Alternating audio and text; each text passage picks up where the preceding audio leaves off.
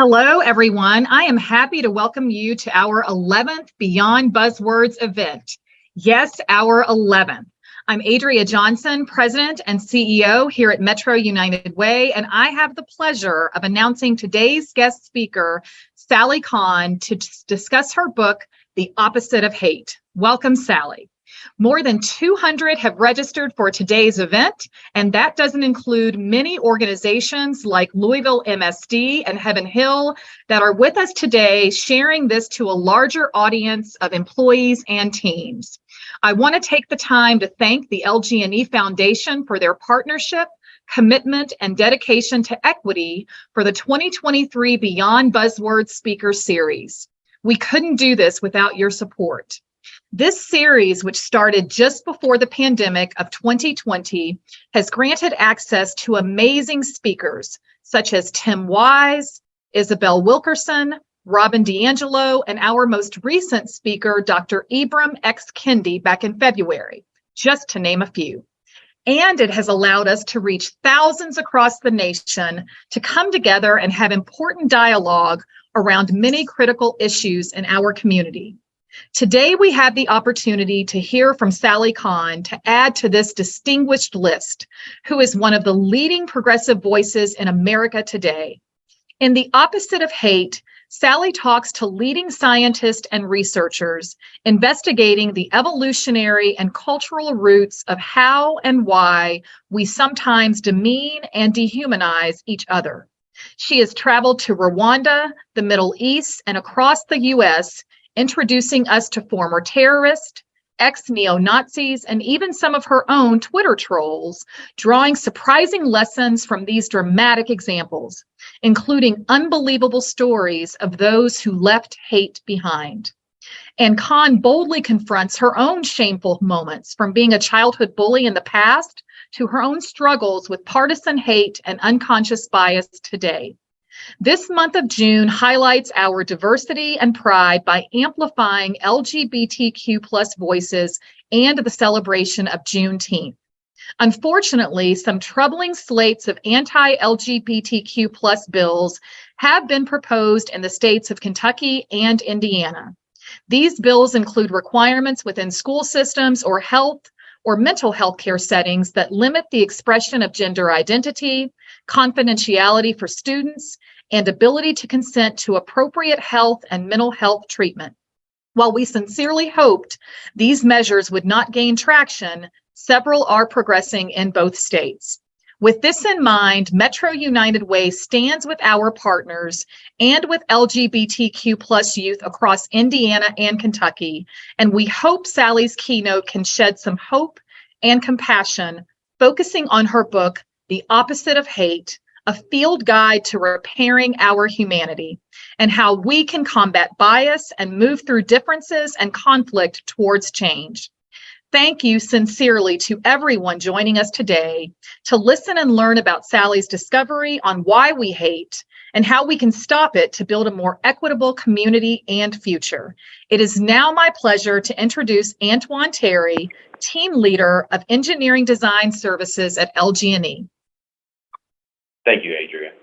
And we're happy to be a part of this conversation. LG&E KU has been a long supporter of Metro United Way, so we thank you for this opportunity.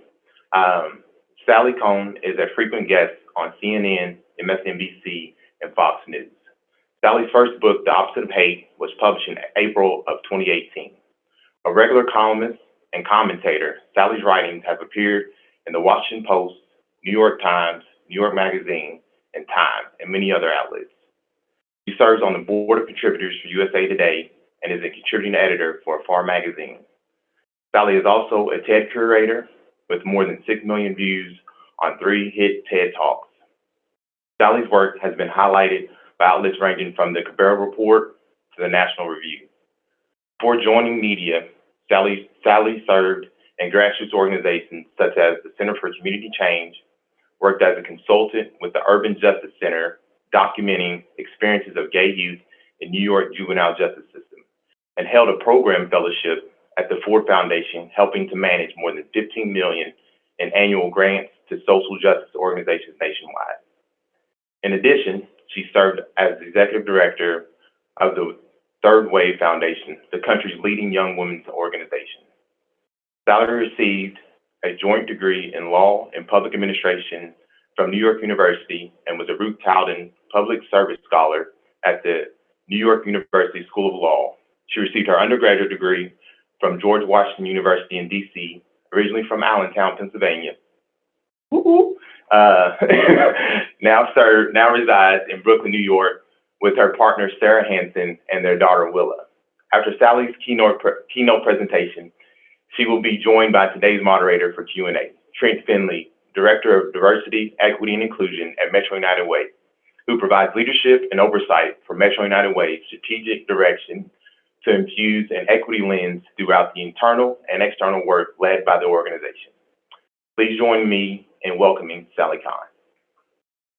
Well, thank you. That I've got to shorten that bio. That's really my takeaway. I'm so sorry, everyone. Y'all had to sit through that. That was a lot. I should also add, I got to update it. I'm going to shorten it and update it because I actually now live, I moved back home-ish to rural Pennsylvania, which is relevant because I kind of wanted to be in more of the complex places politically that you all are familiar with. And so I wanted to be making more of a difference in communities that are not, blue bubbles, as it were, which is where I was living in Brooklyn, New York. I should note, first of all, hi, everyone from Los Angeles, which is actually where I am. So apologies. I normally have a cuter little Zoom background, but I've got this hotel room situation. And if you could see the rig I created to get this, you'd be laughing. But I also just noticed that it said my connection is unstable. So if I disappear or freeze or something, just somebody holler at me, will you? Okay, so how did we end up here? How did we end up here where I am frozen right now, it says? Well, crap, that's not good. Am I still frozen? Can I get a thumbs up? I'm not frozen now. I'm good. We're going to keep, you know what? We're just going to keep talking and assume that the internet gods will smile on us and I will eventually get unfrozen. I've quit everything I can do. I don't know what else to do here. I paid for the high internet in here in Los Angeles. So no clue why. Video is slow, but you can still hear me. I'm going to quit some other things. I don't know. Sorry, folks. It's Los Angeles. I just moved from rural Pennsylvania. In rural Pennsylvania, I got better internet connection than this. What the heck, Los Angeles? All right. By the way, I would like to just say I really, really, really love Kentucky. I do not love Indiana, and I'm going to tell you why. My only experience with Indiana is speeding tickets. I just want you to know that. It's a broad and deeply held resentment. Does it stretch into hate? It does not. Also, we'll talk about this later, but you say you write a book against hate, people think you can't hate anything. Oh, no, I can still hate speeding tickets. So there you go, just so you know. I look forward to someday experiencing other things in Indiana other than speeding tickets. I'm sure there are many delights, but now you know. All right, so cool. So how do we end up here where little old me is talking to you about hate? The story goes back a bit. As was mentioned in the introduction, I spent the first 15 or so years of my life as a community organizer. I traveled around the country helping folks in communities. Actually, I did some work in Louisville, helping folks. I did some work in Lexington too, actually, who were trying to make a difference in their communities, do so better. Just knitting together local and state organizations that were trying to make change, whether it was criminal justice reform or immigration policy, you name it.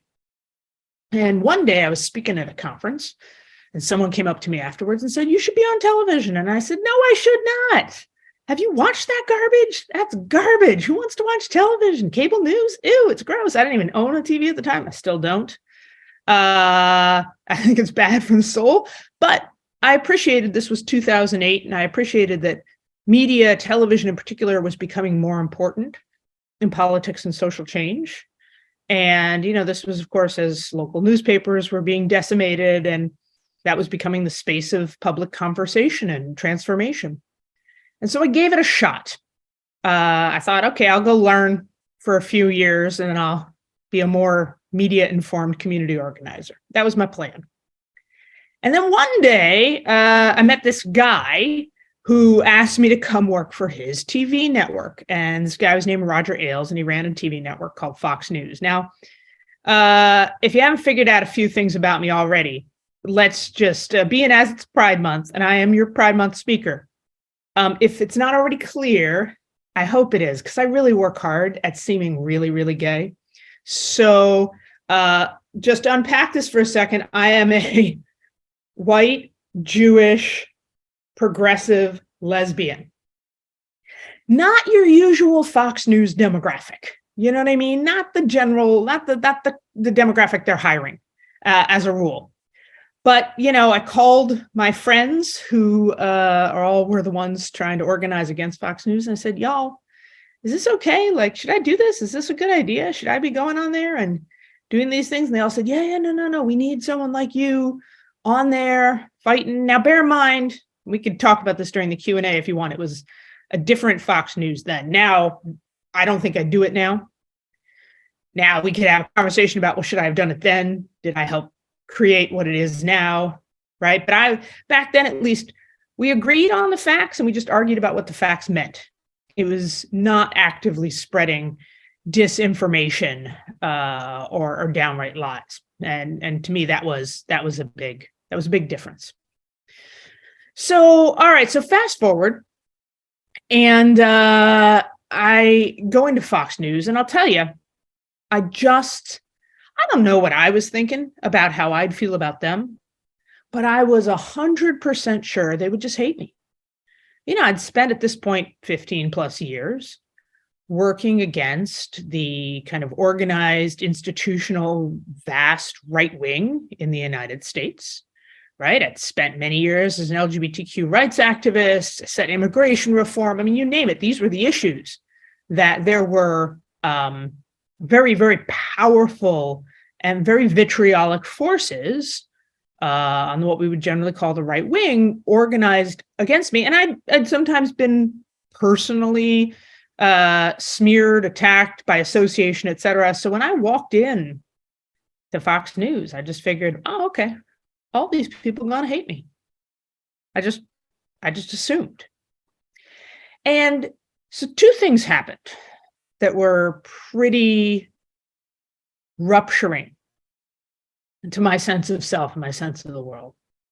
The first is, there were a lot of people in there who, and we're talking the people you know, the names you know, but also the other guests, the people behind the scenes, et cetera, who, really, really are against some of the things I stand for and against some of the things I say. But in person, we're just more complex. We're just more nuanced, not wildly. So I'm not saying like, oh, they were secret progressives kind of feigning conservatism. I don't mean that. But, you know, they would have more gray areas, more, right? Or they would just be kind personally, even if they weren't kind politically. You know, I started to really believe that, and it's kind of embarrassing and sad as a lifelong progressive to say this, but that progressives are really kind to the idea of humanity, but not kind to people in specific. And conservatives tend to be not as kind to the idea of humanity as a whole, but really, really nice to people in specific. And that's true. And that's what I experienced. So that really threw me because I had this idea of these people who had these views that they would just be, I thought their views were monstrous, so I thought they were monsters. And they would act like monsters. And when they didn't, it threw me for a loop. And I'm not proud to say it did. I mean, I should have known better. I should have been a more complex and open-minded person, but I wasn't. And so that surprised me. And then the second thing that happened is that I realized, oh, I hate them. Here I am thinking I'm so open-minded and enlightened and progressive and accepting and tolerant. And oh my gosh, I hate them. I'm the monster, right? Like, you know, that this idea, right, of, oh, I want them to accept me. I want them to welcome me and people like me and others who are different from them. And oh crap, I'm not doing that for them. Right? I want them to treat everyone with dignity and humanity and respect. And I'm not treating them with dignity and humanity and respect. That more than anything. The first was a revelation. The second was a reckoning. It really made me interrogate. Okay, how am I got lofty political goals about transformation, about making the world a more equitable and just place. I read the right books, I talk to the right people, I try to follow the right leaders' lead and do my part. But how am I actually moving through the world in a way that spreads equality and justice and dignity for all and not hate? And if this doesn't resonate, and I can't, of course, tell if it does, because I'm speaking to a Zoom void, which is always mysteriously fun. But if this doesn't want to resonate, I'm just going to pick out an example, and you might think of other examples. But I remember, when a certain person who I'm not going to mention was elected. I'm not going to make this conversation partisan by any stretch of the imagination. We may not all agree on political candidates and so on and so forth, but I'm just picking an example here. I remember in 2016, when a certain person was elected president, all my friends sitting around in bars, we were in bars at that point, very early on election day, and saying things like, oh, he's so bigoted and racist and hateful, and I hate him. Now, at a cognitive level, I know that you can't cure hate with hate. But at an emotional level, it's very tempting.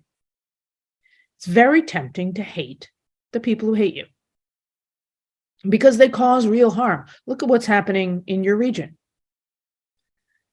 Kids' well-being, their access to affirming teachers and affirming medical care and support is being constrained. They're instead being demonized. Kids who are trying to figure out who they are.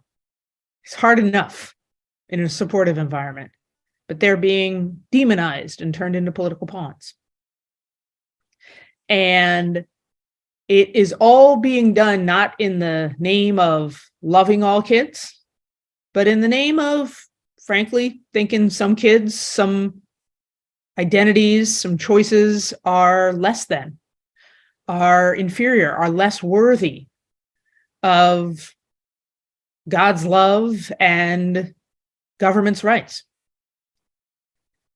And in the face of that,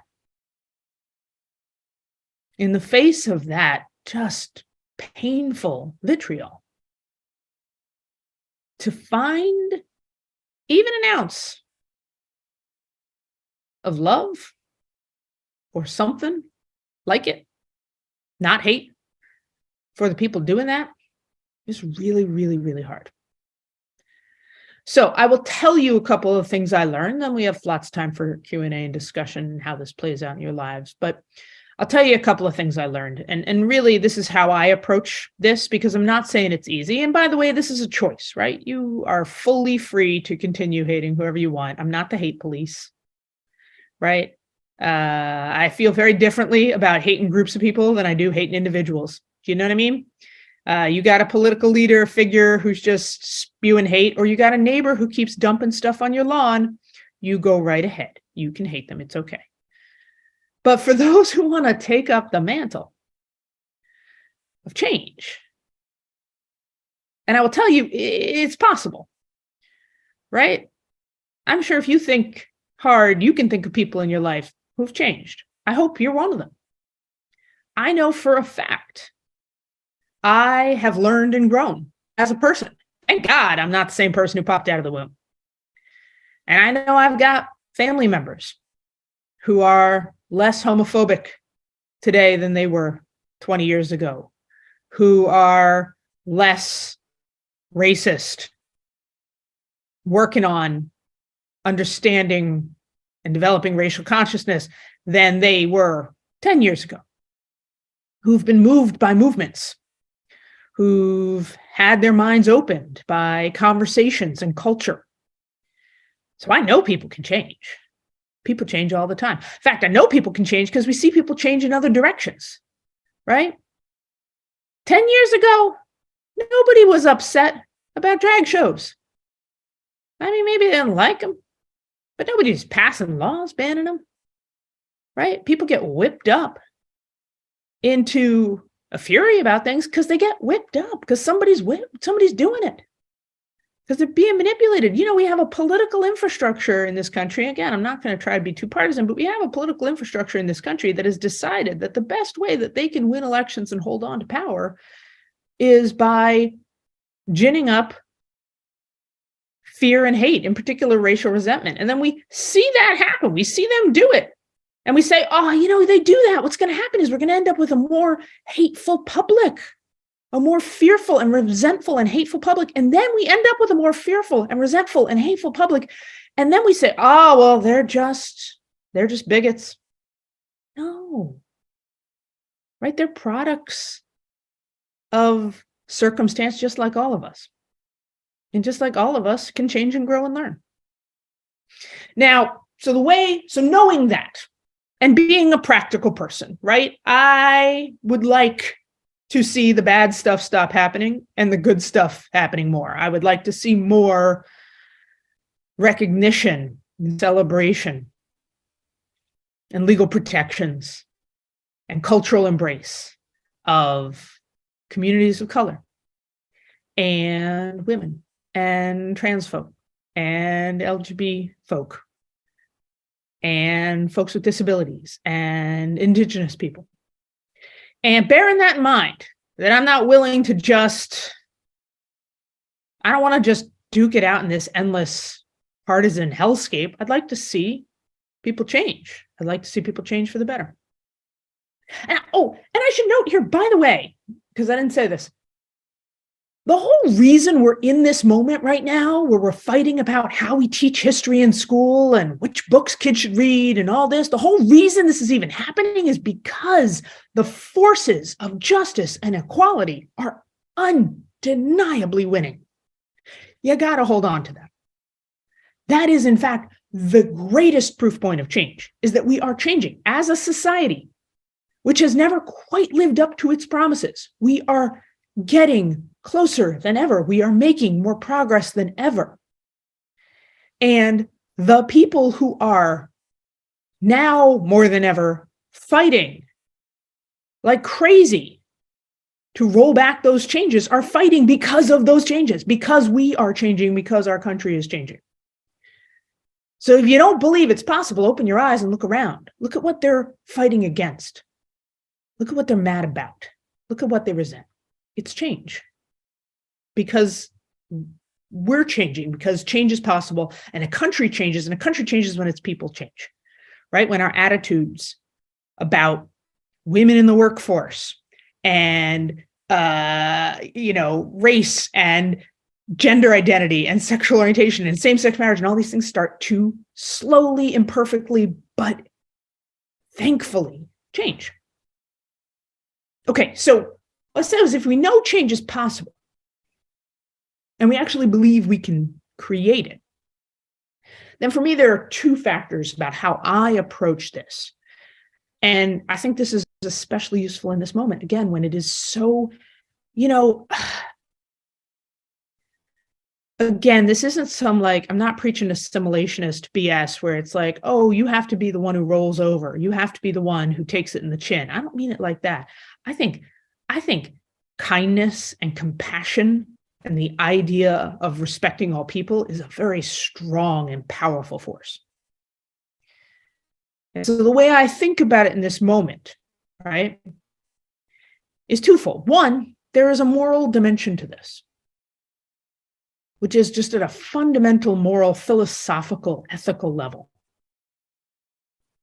If we believe that all people are equal, then don't we have to act like it? Let me say that again. If we believe all people are equal, don't we have to act like it? Don't I have to protect, advocate for, and respect the dignity and humanity even of the people who would deny mine? I think about this a lot. I think about how in the work I do, in the work you do, right? The forces against us are fighting against giving equal opportunity, justice, and the promise of this country to this group and that group. But on our side, we truly are fighting for everyone to have a better country and a better world. Our fight isn't just about people of color and poor folks and women and queer folks. And it centers them because they're the canaries in the coal mine. They're the folks who, if we aren't making sure our policies are lifting them up, then they're not going to lift anyone up. They're the most marginalized, the most in need of our help and support. But in our vision for the future, everyone wins. Everyone is better off. Everyone thrives. There's more opportunity for everyone. There's more power for everyone. Everyone's vote matters, not just some. Everyone's income is enough to live off of, not just some. So if we believe that, if we really believe that, not just rhetorically, but I mean in our souls, if we believe that, then how do we treat the people who don't? Second is a practical point. Practically, when I learned from working on this book and when I learned from the people who turned away from far more extreme forms of hate. I mean, you got to bear in mind, a lot of folks in this country, I mean, yes, there are overt, explicit white nationalists and so forth who have been long time dedicated to their hate.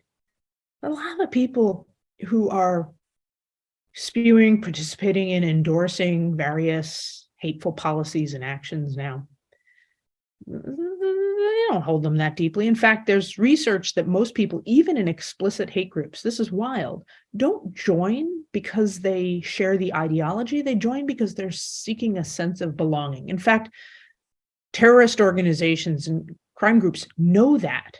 They know that to recruit, you actually want to tap into people's sense of belonging. And what the sociologists who study hate groups will say is that people join for belonging and then they slide into the ideology. They deepen their views later down the road, but they're looking for a sense of belonging.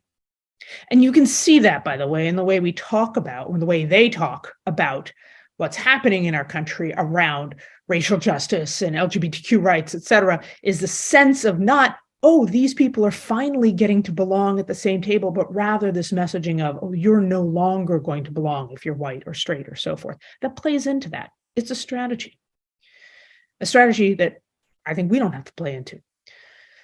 But if practically we want to change people's minds, we know morally we shouldn't give up on people. Talked about that, but practically, I will tell you, even among the most extreme cases, no one has ever been yelled at into changing their mind. I don't know if any of you have kids, but if you've tried it, you may also find that you can't yell at your kids into changing their minds. You can yell at them to stop them from doing things. But persuasion doesn't come through yelling and attacking. In fact, it often makes people dig in deeper. They feel backed into a corner. We know this because of neuroscience too, right? So when you're trying to change someone's mind, this is the part of the mind you want to change, the prefrontal cortex. But when we yell at someone, or by the way, even if they just watch us yelling at someone, we get scared. Our little scared animal takes over. Our amygdala, our lizard brain turns on, our prefrontal cortex turns off, and suddenly we're like, and we pick a side. And if you're trying to persuade people or change their minds, guess what? They ain't picking your side. They're picking the side they stayed on. Nothing happens. No one's any different. By the way, you feel like crap because you just yelled at and attacked and smeared a fellow human being when that is antithetical to your whole worldview of why you fight for justice and equality and opportunity for all. So instead, and I'm not, like I said, remember I said, you don't have to do this. Y'all, this isn't a requirement. This is an invitation. The invitation is to have conversations that can lead to change. They ain't going to happen overnight. It's not one conversation. No, very rarely, even in the most extreme cases, was it one moment that transformed someone. Oh, that was it. You said the thing, and now I am no longer a hateful bigot. No, it's like little pebbles in a pond. Ripple after ripple after ripple leads to a wave. And you can be one of those ripples. The key is respecting people's feelings. You don't have to respect their conclusions. You don't have to respect their views. You have to agree. But people feel how they feel, right? People feel how they feel. I'm afraid of this happening. I'm worried about that happening. And again, most of those fears, they didn't invent them. They were handed to them by a political machine that strategically has tried to instill those fears and resentments in people. It's not like they sprung up organically in people. So give them a little bit of grace and just acknowledge. It's like if your kid is having a tantrum because they can't get a candy bar. I get it. You ain't giving them a candy bar. They're not right. But there they are having their feelings, and you can't be like, no, you're wrong and your feelings are wrong, right? Feelings are valid just because they're felt. If I say you hurt my feelings are hurt, whether you meant to or not. And if someone is afraid, resentful, scared, worried, there they are. And if we're going to recognize their humanity, then we're going to just acknowledge their feelings. And then you get curious and you try to understand. Because I will tell you right now, the gift to having others, the secret to helping others try to understand your views is genuinely being curious about understanding theirs. Just asking questions and hoping they'll ask questions, or if not, sharing, that's interesting. The way I see it is this or that. Not you're wrong, not you're awful, not you're this, not you're that. Just, I didn't see it that way. And being truly curious about another human being, treating them with dignity and humanity, modeling that kind of compassion and caring. We know this works. We know this works because we talk to person after person after person who has been transformed through just these models. But we also know it works because people are transformed by personal relationships. Right? This is why the right wing was so worried about gay characters on TV. They knew. The minute people started watching gay characters on TV, they'd be like, oh no, that seems normal and not scary. And you know what? It worked. There is research that you can watch. Public support for gay rights go up in direct proportion to gay representation in culture. It's the same reason why knowing someone gay is transformational. Now, I will say it's not fair. We queer folk have a cheat because I don't know if you know this, we can embed ourselves in families for 18 to 25 years. And then suddenly we come out, we're like, whoa, guess what, everybody? You already fell in love with me. And now I'm going to tell you I'm gay. Whereas, Black folks, Mexican folks don't really get to try this strategy. It's one of the reasons why LGBTQ rights has advanced more quickly in this country than racial justice, is because of that, proximity, right? People finding out they got gay folks in their family. So, but we know that just knowing people, we know that people who live in more Integrated communities who grow up going to racially integrated schools are less likely to exhibit deep evidence of racial bias. Not that they have none, because it's this water we all swim in, but less, and more likely to support equity and justice policies. So we know that being close to people, getting to know people as a first step is vital. And then second, that actually how we then engage with people makes a huge difference. Brene Brown says, it is hard to hate people up close. It's not impossible. I know y'all know it's not impossible, but it is hard to hate people up close. And when we get into relationship,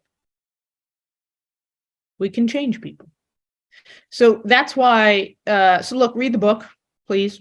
I think it's a good read. Some incredible, amazing stories, truly, of brilliant, strong, brave human beings from around the world who overcame unbelievable circumstances that I think would lead most of us to feel deeply and permanently hateful, and changed. I will tell you in closing, I will tell you the conclusion.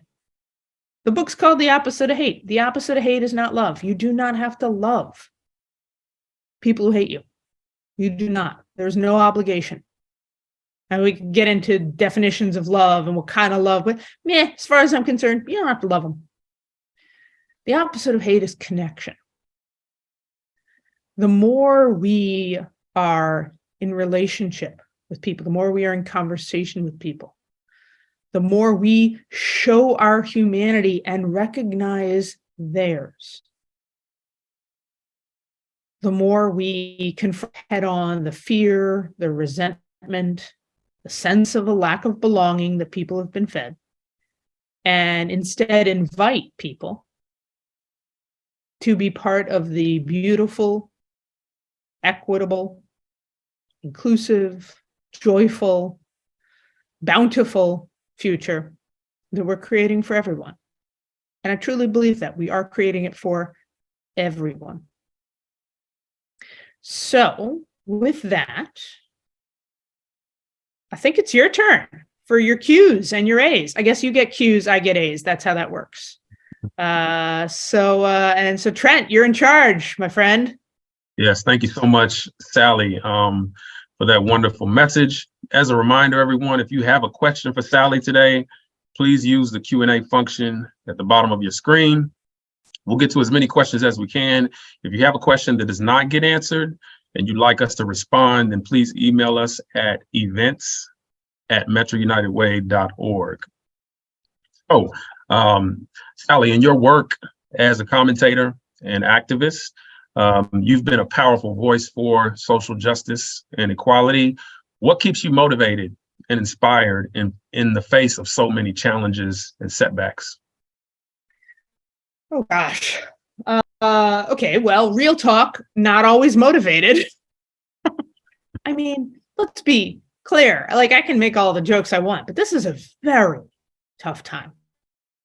And I think a lot of us who might have grown up saying, ooh, I want to live through history, are now like, actually, I'd go back to a more boring time where things are less contested.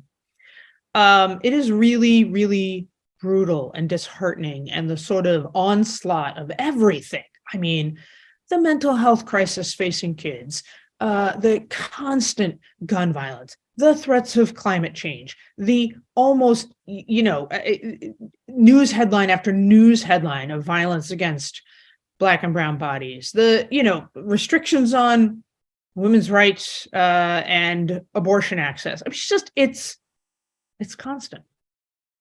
I don't even think I listed half the things, not even a quarter of the things.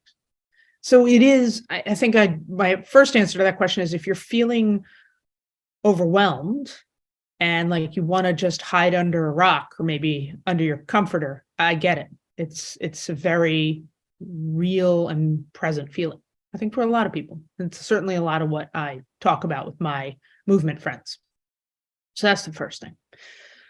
What motivates me is actually thinking about other moments in history and how hard they were too, harder. You know, I think about my ancestors who had to survive and some didn't, the Holocaust.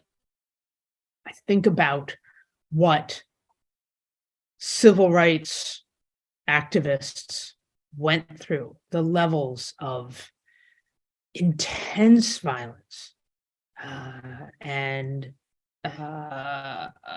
antagonism and I mean at a personal and a political level without, you know, social media to amplify the injustices or create a sense of solidarity and community.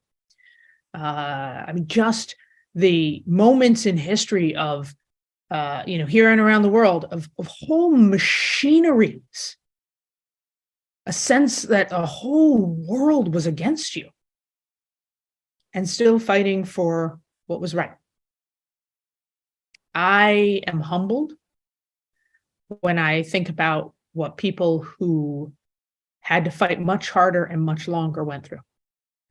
And which isn't to say, you know, I or any of, you know, but a few are in that kind of company, but it is a reminder that, you know, the big fights, the things worth fighting for, the hardest fights are never the easiest. And that, I don't know, that gives me some strength, some sense of being a part of a much longer, larger thing than even just this moment. That helps. All right, thank you. So your book, The Opposite of Hate, it's been celebrated for its insightful analysis of the origins of hate and its practical strategies for combating it. What's one message from the book that you hope readers take to heart and apply in their own lives? Well, I think it is that part about connection. I do. And I think it's, you know, almost diagnosing in your own life. How can I connect more? Again, if you want to, right? That is a weight, that is a, you know, no one has to shoulder that burden. But for example, I mentioned at the beginning that my family and I moved from our little blue, okay, not little, big blue bubble in Brooklyn, New York, to rural Pennsylvania because we really wanted to walk that talk. We really wanted to be in a more politically mixed, and it is the swingiest district of the swingiest state, 51% Republican, 49% Democrat. Of course, we moved there right after they started banning books and banning pride flags in schools, as we rolled up our sleeves and got right to work. And, you know, but a lot of those Republicans are outraged at what's happening. And you realize, and then you meet Democrats who are like, well, what's up with all this wokeness? And right, so you just realize that people are when you get up close, you realize people are so much more complex. And also, by the way, mostly not paying attention at all, right? So then you get to the media and how fractured things are, and right, like where are you getting your information? Right? Like people just learning things on Facebook, rife with disinformation and misinformation. And when you get close and when you connect, you have a chance to transform people, and you don't realize how much you're transforming one person. Then you have a conversation with one person, they repeat it to 5 people, and what a difference that can make. So whether it's joining a club that you haven't been part of, or trying a different church or mosque or synagogue to interact with different people in different ways, you know, we are this polarization, this divide that we're in is just so intense, and it ripples through every facet increasingly of public and private life. And I think trying in whatever way you're comfortable with to get out of that is pretty important. Thank you. This is a good question. So, Are you saying Sally, these are not good questions, Trent? My goodness. I'm just kidding. you've talked openly about your experiences as a queer woman and a mother in ways in which those identities have shaped your worldview. What advice would you give to young people who are struggling to find their own voice and identity in a world that can be hostile to difference? Well, oh, man, how much time do we have? I'll say this. My first piece of advice is actually to parents and adults.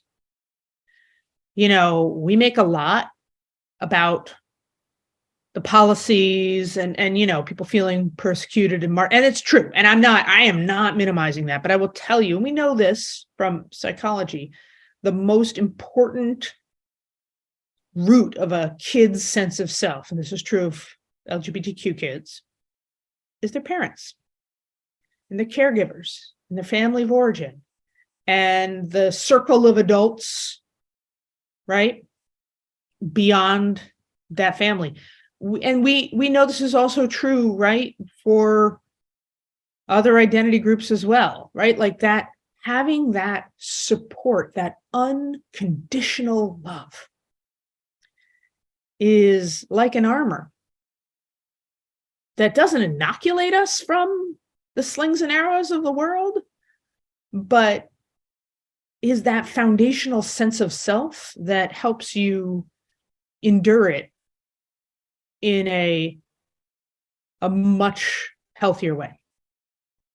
And so honestly, and I get it, people come out, kids come out and their parents say, I love you. I just worry about how you're going to feel and be treated in the world. And that's valid. And I get that. And what matters the most is your kid feeling your unconditional love and acceptance. And if you have a kid in your life who talking to their parents or making sure you're stepping in and being that for that kid is profound. I think for young people today, man, it just sucks. I mean, on some level, again, it's that paradox of the moment we're in where, young queer kids are just more embracing of their identities, and young kids in general, this generation, are more accepting of the full spectrum of identities than ever before. So it is truly a beautiful and wonderful thing. And of course, there's this backlash we're seeing. I think remembering, in a sense, and this is hard, and it's putting way more on kids than they should have to deal with right now. But your freedom, the beauty and power, and boundless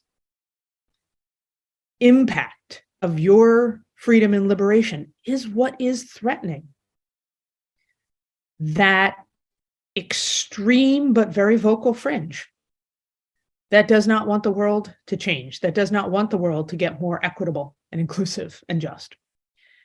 And the transformations, cultural, political, social, that are happening right now in this generation are so threatening to that status quo, especially among queer youth, like never before, that it has that whole extreme far right on in just in a tailspin and a tizzy. I think there's something pretty cool about that if you really stop to think. It doesn't take away any of the horrors, doesn't take away any of the outrage or atrocities or harms or hurts. But to remember what they are most angry about, what they're most afraid of, is exactly what you are doing. And that is, to me, that's also inspiring, by the way. Thank you. Thank you so much. So as a reminder, if you have a question that didn't get answered and you'd like us to respond, then please email us at events@metrounitedway.org. Thank you so much, Sally, for this important conversation with us and for your time. Now, we're going to hear closing remarks from our Chief Impact and Equity Officer, Robert Gunn. Thank you very much, Trent. Appreciate that. And Sally, most certainly thank you to you as a native Indiana Hoosier. Hearing what your experiences have been in Indiana, I just had to let you know that you're always welcome to South Bend, where there's this wonderful university called the University of Notre Dame. Go Fighting Irish, and we have a lot of fans here at the local Metro United Way. Huge shout out to Melody Murphy, our chief marketing officer, who is the second biggest Notre Dame fan that I know. But in all seriousness, Sally, I certainly wanted to say thank you, because just in listening to your words today, a couple of things that resonated with me, or that you made me think of. I wrote down your comment of being curious around understanding, and it just made me think, what would our world be like if we had that curiosity around understanding versus being dismissive and even disrespectful when it comes to differences. So I appreciated that. Of course, the opposite of hate is not love, but that connection piece. So wanted to say thank you for those words as well. And then just for you, I know Trent's question to you was about, what keeps you motivated? And you talked about moments in history. Wanted to share a poem with you. It's called See It Through by Edgar Albert Guest. And it's a poem that I often go to when I'm facing those times, just as you have. And one of the lines in there is just always remember you're facing things that other folks have met. So as you think about moments in history and what those who have come before us have overcome, just check that out if you are wanting to and if you get some time. So thank you again very much for being with us today. All right, on to the other pieces of what I need to share. We certainly want to say thank you very much again to you, Sally, and thank you to everyone for participating and everyone who's donated towards our DE&I work. Huge thanks to the LG&E KU Foundation. And please visit our website for more information about upcoming opportunities to engage in this important work that will take us all towards a better place, more understanding, and ways that we can succeed. Last but not least, please visit our Beyond Buzzwords page at metrounitedway.org/Beyond Buzzwords to register for our upcoming 2023 Beyond Buzzwords speaker series with Louisville native Emily Bingham, who is up next. She is the author of My Old Kentucky Home, and she will be discussing both the astonishing life and reckoning of an iconic American song on Tuesday, October 10th, 2023. Please join us at 12 p.m. Hope to see you there. Sending love to everyone. Always remember, it is a great day to be alive. Have a wonderful rest of your day.